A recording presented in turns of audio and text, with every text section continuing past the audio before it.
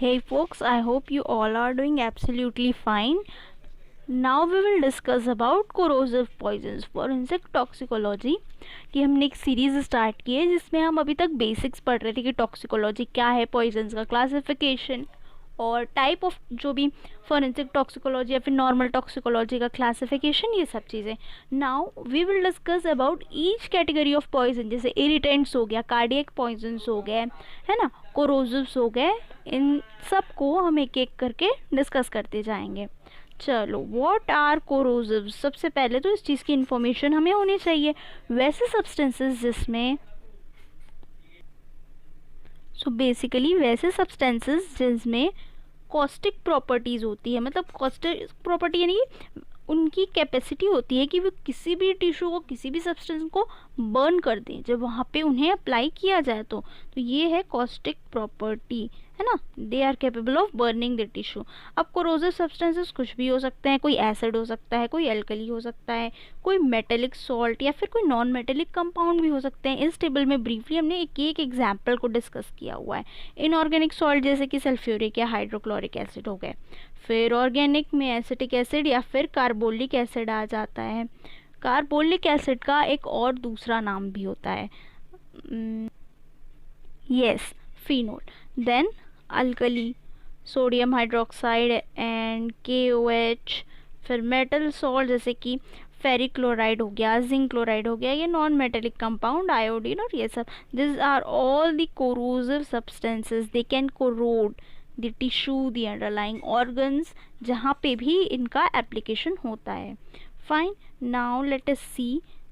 देखो, एसिड्स में inorganic acids corrosive होते ही हैं जैसे इस लिस्ट में दिया हुआ है. साथ ही साथ ऑर्गेनिक एसिड्स भी कुछ कुछ कोरोसिव होते हैं. इस वीडियो लेक्चर में we will discuss only about the inorganic acids. For organic acids I will make a separate portion and इसके साथ साथ we will also discuss about vitriolage. So inorganic acids जैसे कि हाइड्रोक्लोरिक हो गया, सल्फ्यूरिक हो गया, nitric acids, these are highly corrosive in nature. इनकी बहुत स्मॉल डोज इनफ होती है टिश्यू को कोरोड करने के लिए, ह्यूमन बीइंग को हार्म पहुंचाने के लिए. अब मैकेनिज्म ऑफ एक्शन, ये आखिर वर्क कैसे करता है, सबसे पहले तो हमको ये जानना इंपॉर्टेंट हो जाता है. तो अगर कॉन्सेंट्रेटेड फॉर्म में है ना कोई भी इनऑर्गेनिक एसिड, तो वो एक कोरोसिव की तरह काम करता है. वहीं पे अगर इसको हम डाइल्यूट कर दें, डाइल्यूट करने के बाद ये एक इरिटेंट की तरह काम करता है. ठीक है. डाइल्यूशन में क्या होता है, मोस्टली उसमें वाटर की कॉन्सेंट्रेशन आप बढ़ा देंगे या किसी भी सॉल्वेंट की कॉन्सेंट्रेशन को हम बढ़ा देंगे, तो अब क्या होगा, वो पतला हो जाता है ना. उसका इफेक्ट थोड़ा सा रिड्यूस हो जाता है किसी भी सब्सटेंसेस का. तभी आपने देखा होगा जब हम एक्सपेरिमेंट परफॉर्म कर रहे होते हैं, हम किसी भी हार्मफुल एसिड की डाइल्यूट फॉर्म ही मोस्टली यूज़ कर रहे होते हैं. ठीक है. अब अगले पॉइंट पर आते हैं. Inorganic acids are powerful desiccants. तो डेसिकेशन जैसे हम कहेंगे एक फिनोमेना होता है, एक प्रोसेस होता है. उसमें क्या होता है ना, वाटर पूरी तरह से एक्सट्रैक्ट कर लिया जाता है, टोटली किसी भी कंपोनेंट को ड्राई बना दिया जाता है, डिहाइड्रेशन की तरह, सिमिलर टू दैट, है ना. तो इनऑर्गेनिक एसिड्स जो होते हैं वो डेसिकेंट्स होते हैं. मतलब कि जब भी आपकी बॉडी के कांटेक्ट में ये आएंगे तो ये सिंपली जितना भी वाटर प्रेजेंट है सबको एक्सट्रैक्ट कर देंगे और साथ ही साथ हीट को रिलीज करेंगे. ठीक है. Acid precipitates. अब देखो, प्रोटीन्स, हमारा जो टिश्यू होता है क्या क्या प्रेजेंट होते हैं उसमें, फैट्स होते हैं, इजंट इट, लिपिड्स, प्रोटीन, यही सब से बना होता है ना अपना इंटायर जो लिविंग बीइंग होता है, जो ऑर्गेनिज्म होते हैं. तो ये जो अपना प्रोटीन होता है ना उसको भी ये प्रेसिपिटेट कर देता है, जिसकी वजह से नेक्रोसिस, डेथ हो जाती है आपके टिश्यू की. ठीक है. ये पूरी तरह से इरोड कर देगा, इसीलिए तो इसे कोरोसिव बोला जाता है. कोरोड कर देना, जैसे कि कोरोजन होता है किसी भी सब्सटेंस का, है ना. किसी मेटल का भी कोरोजन होता है. कई बार हमने ये फिनोमेना केमिस्ट्री में भी पढ़ा हुआ है. क्या होता है, वो सब्सटेंस कंप्लीटली डिस्ट्रॉय हो जाता है तो फिर भी मेटल है. एक नॉर्मल स्किन के लिए, टिश्यू के लिए ये बहुत टफ होता है कि वो ऐसे एसिड, इतने हार्मफुल सब्सटेंस को रेजिस्ट कर सके. ओके. नाउ विट्रियोलेज कि बहुत इम्पॉर्टेंट टॉपिक है from the examination point of view. Vitriolage क्या होता है, acid attack. I hope you all are aware with it. बहुत सी मूवीज़ भी बनी, जैसे कि Chhapaak, which is on acid attack survivor, right. तो विट्रियोलेज का मतलब होता है throwing of acid on the face या बॉडी ऑफ अ पर्सन ठीक है, मैलिशियस इंटेंशन के साथ। क्यों? ताकि उस पर्सन को हार्म हो, ताकि उस पर्सन का फेस डिसफिगर हो जाए, ब्लाइंडनेस भी कॉज हो सकती है। मोस्टली विट्रियोलेज में एसिड ही यूज़ किया जाता है अटैक के लिए, बट ऐसा नहीं है कि बेसिस नहीं यूज़ किए जाते। बेसिस तो और भी हार्मफुल इफेक्ट शो करते हैं, एसिड से भी ज़्यादा हार्मफुल इफेक्ट शो करते हैं, तो दोनों ही कंपोनेंट है यूज़ किए जाते हैं। अब बट इसको विट्रियोलेज ही क्यों बोलते हैं और डेफिनेशन में एसिड ही क्यों लिखा है? तो there is a reason behind it. देखो, ये टर्म जो है वो सल्फ्यूरिक एसिड से डिराइव हुआ है। सल्फ्यूरिक एसिड कॉमनली यूज़ होता है एसिड अटैक के केसेस में, सबसे ज़्यादा इसको यूज़ किया जाता था, तो इसीलिए इसको ऑयल ऑफ विट्रोल भी बोलते हैं ना। Oil of vitriol sulphuric acid को बोला जाता है। इसकी वजह से इस एक्शन का, ये मैलिशियस इंटेंशन के साथ एसिड फेंकने के एक्शन का नाम विट्रियोलेज पड़ा। ठीक है, however it is broadly use to denote injury, वैसी इंजरी जो कि किसी भी, देखो आई हैव टोल्ड यू, किसी भी कोरोजिव सब्सटेंस के फेंकने से ये इंजरी, इसमें इंजरी कॉज होती है। ठीक है, तो ये एसिड भी हो सकता है, अल्कली भी हो सकता है, तो ये एक ब्रॉड टर्म है। डोंट मिसअंडरस्टूड कि vitriolage is only about throwing of acid, no it is not, it even involves throwing of alkalies. ठीक है, तो ये एक ब्रॉड टर्म है। क्यों पड़ा नाम? सल्फ्यूरिक एसिड की वजह से। क्यों? सल्फ्यूरिक एसिड को क्या बोलते हैं? ऑयल ऑफ विट्रोल, इसलिए नाम क्या पड़ गया? विट्रियोलेज। आई होप ये पूरा ब्लॉक एकदम अच्छे से क्लियर हो गया है। अब और क्या क्या सब्सटेंस है भाई जो यूज़ होते हैं विट्रियोलेज के केसेस में? नाइट्रिक एसिड हो गया, कार्बोलिक एसिड हो गया, है ना, ऑर्गेनिक एसिड क्या बोलते हैं इसको? Phenol, caustic soda, caustic potash, even iodine and marking nut और कैलाट्रोपीस, ये सारे सब्सटेंसेस होते हैं जो यूज़ किए जाते हैं मोस्ट कॉमनली। ठीक है, अब sulphuric acid, now let us discuss about each inorganic acids in detail, कि क्या क्या इनकी प्रॉपर्टीज़ हैं, इनके डोज क्या हैं, ऑटोप्सी फाइंडिंग्स क्या होती हैं and everything. Oil of vitriol commonly H2SO4, ये इसका केमिकल फार्मूला होता है H2SO4 सल्फ्यूरिक एसिड का। प्रॉपर्टी क्या होती है? ये कलरलेस होता है, ऑयली है, oil of vitriol. Then odourless होता है, कोई भी इसमें किसी तरह की स्मेल नहीं होती है, और नॉन फ्यूमिंग, जैसे कि कभी कभी एसिड की बोतल अगर आपने लैब में एक्सपेरिमेंट्स के टाइम पे खोली होगी, उसमें देखा होगा उसमें फ्यूम जनरेट हो रही होती है कुछ एसिड्स में। ठीक है, but in case of H2SO4 ऐसा नहीं होता। हाइग्रोस्कोपिक होता है नेचर में और कार्बोनाइजेज ऑर्गेनिक सब्सटेंसेस। ना व्हाट इज हाइग्रोस्कोपिक? तो कोई भी ऐसा सब्सटेंस जो कि मॉइस्चर को एब्जॉर्ब कर ले उसको हम हाइग्रोस्कोपिक कहते हैं। फिर फेटल डोज कितनी होती है इसकी? 5 से 10 ml तक, और 12 से 18 घंटे इसका फेटल पीरियड होता है ना। What are the autopsy finding? Autopsy finding मतलब कि जब कभी भी ऑटोप्सी की जाती है तो ऐसे कौन कौन से सिम्टम्स होंगे, मतलब ऐसे क्या क्या लक्षण आपको बॉडी में देखने को मिलेंगे जिससे आप ये कह सकते हैं कि हाँ भाई यहाँ तो सल्फ्यूरिक एसिड यूज़ हुआ था in order to cause death और maybe in order to harm the victim. तो कोरोजन होता है किसका? चिन कोरोड हो जाएगा, माउथ, लिप, ओरल कैविटी आपकी, जिसमें ओरल कैविटी में अब टंग भी आ जाता है, थ्रोट हो गया, ये सब कुछ पूरी तरह कोरोड हो जाएगा। हैंड्स में भी कोरोजन होता है। क्यों? क्योंकि कभी कभी विक्टिम सेल्फ डिफेंस का भी ट्राई करता है, जिसकी वजह से हाथ में भी कोरोजन हो सकता है, या तो फिर किसी के फेस में एसिड अटैक किया गया एंड वो अपने फेस को पकड़ता है, जिसकी वजह से क्या होता है कि फेस से वो एसिड हाथ में चला जाता है। देन टीथ जो होते हैं वो चौकी वाइट कलर के हो जाते हैं। ओके, देन कोरोडेड एरिया जो भी स्किन हो गया या फिर म्यूकस मेम्ब्रेन हो गया वो ब्लैक कलर का हो जाता है, ब्राउन टू ब्लैक कलर का हो जाता है। तो ये सारे कॉमन ऑटोप्सी फाइंडिंग्स होती हैं in case of sulphuric acid throwing. फिर अब नाइट्रिक एसिड पे आते हैं। इसको एक्वा फोर्टिस या फिर रेड स्पिरिट ऑफ नाइटर भी कहा जाता है।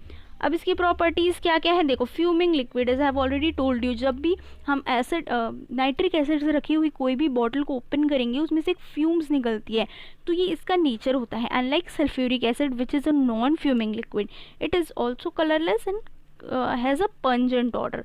नाउ विथ ऑर्गेनिक सब्सटेंसेज ये येलो डिस्कलरेशन कॉज करता है। क्यों? क्योंकि ये ज़ेंथ्रोपिक रिएक्शन शो कर रहा होता है। फेटल डोज भी समवॉट सिमिलर है, 10 to 15 ml and 12 to 24 hours fatal dose है। Most important autopsy finding same, इसमें भी कोरोजन होगा होगा ही, बट बिकॉज ये कोरोसिव पॉइजन्स में आता है। देन जो भी ओरल कैविटी है वहाँ पे भी हार्म पहुँचाता है और साथ ही साथ येलो डिस्कलरेशन कॉज करता है। इसके प्रीवियसली हमने देखा था क्या डिस्कलरेशन हो रहा था, ब्लैक और ब्राउन डिस्कलरेशन हो रहा था, ठीक है। स्टमक की वॉल जो रहेंगी उसको बहुत ही सॉफ्ट बना देगा और उसमें अल्सरेशंस कॉज करता है ये। साथ ही साथ परफोरेशन छेद छोटे छोटे से वो भी बना देता है ये आपकी इंटेस्टाइन की वॉल में, इनकेस अगर ये इंजेस्ट कर लिया जाता है तो ये सब कुछ कॉमन ऑटोप्सी फाइंडिंग है।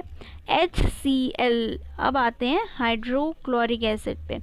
इसको हम स्पिरिट ऑफ सॉल्ट या फिर म्यूरिएटिक एसिड भी कहते हैं। प्रॉपर्टीज अगेन वैसे ही है, फ्यूमिंग है। देखो एक्सेप्ट सल्फ्यूरिक एसिड, बाकी के जो दो हमने पढ़े नाइट्रिक और हाइड्रोक्लोरिक एसिड, वो दोनों ही फ्यूमिंग एसिड्स हैं।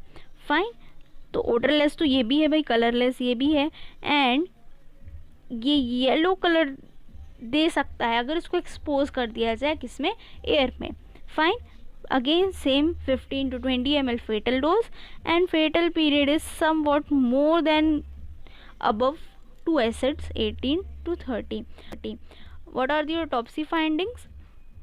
स्किन या म्यूकस मेम्ब्रेन में कोरोजन होता है, बट इसका कोरोजन उतना सीवियर नहीं होता है as compare to sulphuric and nitric acid. Skin में ब्राउनिश डिस्कलरेशन होता है, somewhat similar like that of your sulphuric acid, and then perforation भी इसमें कम कॉमन होते हैं, ठीक है, unlike nitric acid. Now here are some common characteristics of burn, जैसे कि डिस्कलरेशन और स्टेनिंग हो जाती है किसमें, क्लोथ में और स्किन में विक्टिम के, बट वो स्टेनिंग का कलर भी अलग अलग होता है। जैसे कि हमने भी पढ़ा था कि ब्राउन या ब्लैक कलर देखने को मिलता है अगर सल्फ्यूरिक एसिड यूज़ हुआ, तो येलो कलर मिलता है नाइट्रिक एसिड के केसेस में। तो ड्रेसेस में जो विक्टिम ने पहनी हुई है उसमें तो डिस्कलरेशन होगा, स्किन में भी डिस्कलरेशन हो जाएगा। नाउ ट्रिकल मार्क्स, ट्रिकल मतलब कि ड्रॉप कोई भी लिक्विड गिरता है तो उससे जो मार्क्स बनते हैं उस निशान को बोलते हैं। एसिड जब फेंका जाएगा तो उसके अलग अलग ड्रॉपलेट्स स्कैटर होकर डिफरेंट पार्ट्स में भी ऑब्वियसली गिरेंगे जाके विक्टिम के अलग अलग बॉडी पार्ट पे, तो ट्रिकल मार्क्स होते हैं। फिर पेनलेस बर्न होता है, initially mostly painless burn experience करता है विक्टिम। फिर प्रेजेंस ऑफ केमिकल सब्सटेंसेस भी आपको मिलेंगे उन स्टेन्स में, और रिपेयर बहुत ही स्लो होता है। कभी कभी तो ऐसा होता है स्कार्स हो तो वो स्कार्स जाती नहीं है, स्किन भी कम्प्लीटली डिस्ट्रॉय हो जाती है। So it is an extremely painful experience for the victim. People should think twice before committing such actions. फिर ट्रीटमेंट क्या होता है, wash the parts with plenty of water and soap.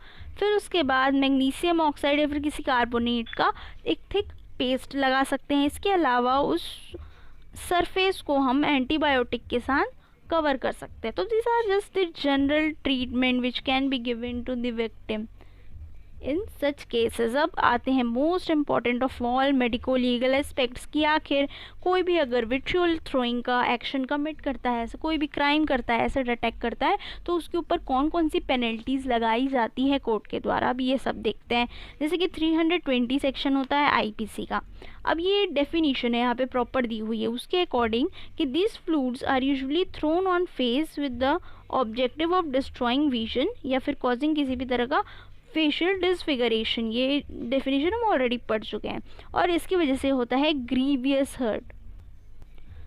IPC section 320 mostly talks about the grievous hurt. फिर 326A में इसकी punishment दी हुई है कि कोई भी अगर वॉलेंटरीली एसिड का यूज़ करके ग्रीवियस हर्ट कॉज करता है तो वो पनिशेबल होता है। कैसे, 10 साल तक उसको इम्प्रिजनमेंट मिल सकती है, साथ ही साथ उसको फाइन भी देना पड़ सकता है विक्टिम का।